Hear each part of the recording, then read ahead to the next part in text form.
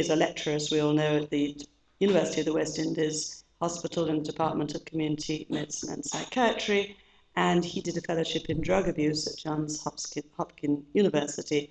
Without further ado, over to him. Well, some well-known risk factors at the top of that list, another plug against any thought of decriminalizing cannabis, let alone legalizing, is availability. Availability is the main driving factor.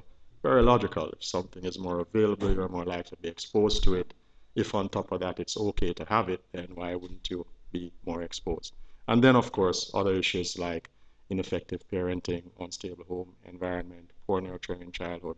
And you'll think I'm probably defined in Jamaica, Jamaican society, but that's a harsh reality.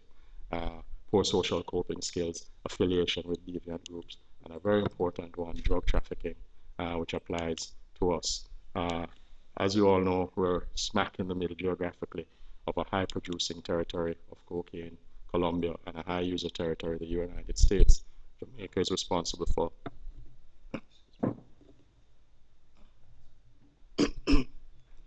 30% of the cocaine entering into the United States each year, and that's 30% of a $450 million US dollar business. And so individuals who traffic are motivated to traffic. You all know the drug for gun trade between Haiti and Jamaica. Many examples of record drug hauls in the country for the last 20, 30 years. We continue to have those, including those associated with cannabis. To balance those risk factors are some well-known protective factors which lead to reduced potential for drug use, strong family bonds, effective school, healthy lifestyle programs, not necessarily focusing on drugs, but healthy lifestyles. Any religion is a protective factor, and so they plug for a major role for religious organizations. Appropriate parental monitoring of children, not leaving your child at age 3 tied to a grave down at wherever it was, and you've gone to Sting a few years ago, as we saw in the papers. So those are some of the issues that we need to get around. Knowledge of conventional norms about drug use and awareness of not just personal but community hazards of drug use are protective factors.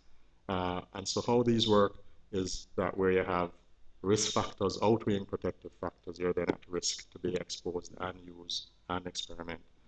It's a functional stage of psychological development.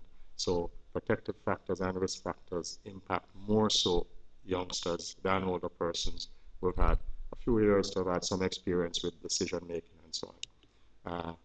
There are some well-known implications of early onset. The earlier you start, the more likely you are to progress to becoming dependent on substances. There are some magic ages that we now know, 13 and 21.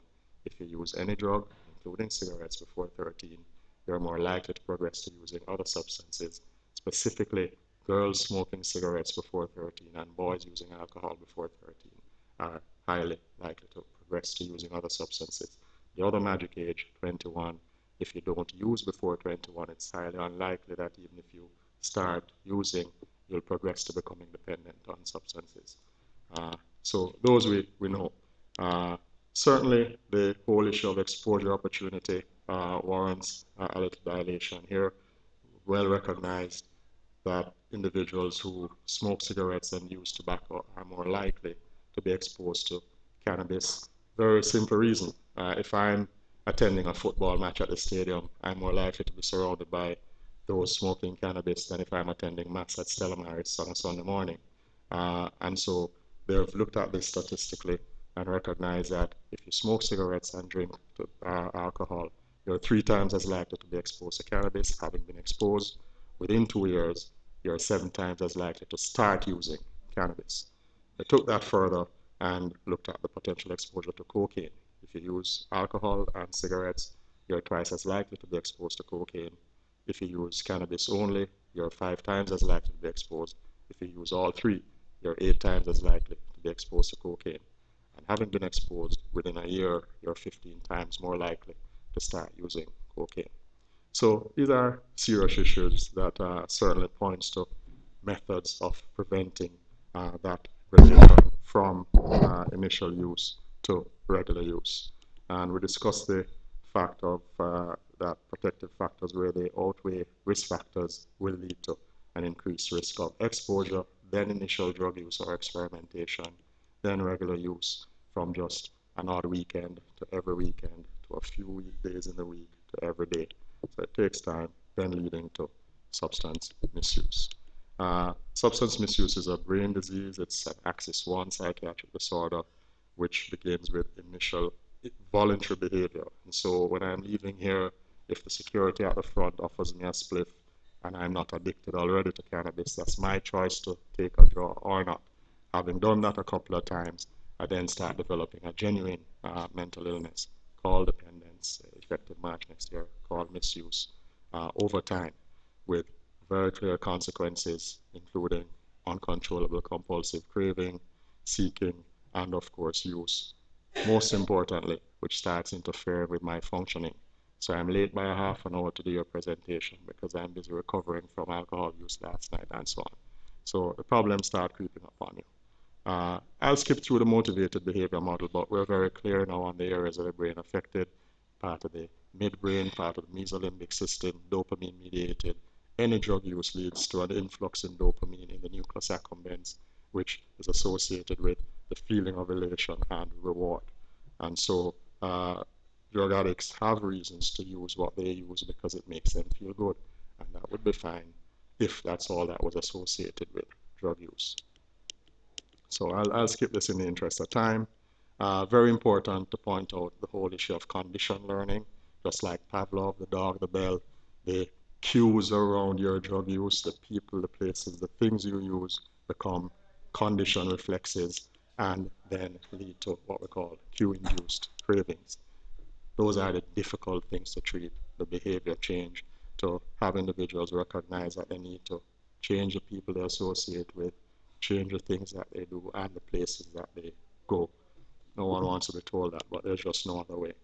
Addiction then results when all of these biological mechanisms, the reward pathway I described, come together to produce a new drive, on an unnatural drive. So the natural drives are sleep, hunger, thirst, sex, maternal instinct. You then develop an unnatural drive which has a very high level of importance, we call it salience, which pushes the natural drives on the back burner. So your drug use becomes the most important thing for you. We discussed the role of conditioning, and I'm skipping through some of these in the interest of time.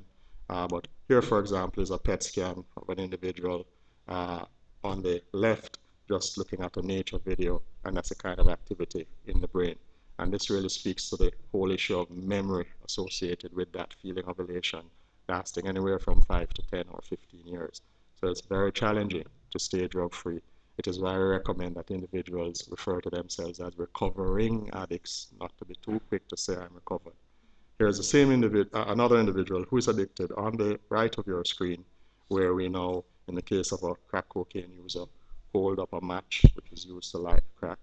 Immediately, areas like the amygdala, hippocampal regions, and so on, associated with memory and feelings of elation light up. So these are now clear studies that we were in possession of. In addition to that, with continued use, the functioning of the brain decreases significantly. Here at the top would be the brain of a normal person, non-drug user. In the middle, a cocaine addict who discontinued their drug use for 10 days. And at the bottom, showing the signs of recovery, that same cocaine addict 3 months later. And so obviously it takes time for that brain, the brain functioning, basic level brain functioning, to come back to normal. The chief complaints that you'll see with the patients coming in usually are all within this list. School-related problems, behavioral problems, medical problems, psychological and social problems. The characteristic changes in almost any patient would be associated with mood, attitude, dress, eating patterns, issues with peer group and interpersonal relationships. The friends start to change. School attendance and performance, that's a classic. A students then become C and dropouts. Leisure activities start to differ. Legal difficulties develop, and of course, lack of goals. The well-known in the case of cannabis, amotivational syndrome, being on a corner, not now go on. It won't happen if you continue to smoke cannabis, for example. Very important then that we recognize the role substances can play and that we screen for substances in all these illnesses, ADHD, conduct disorder, affective disorders, any psychiatric illness, post-traumatic stress disorder, sexual abuse, individuals who've been abused sexually.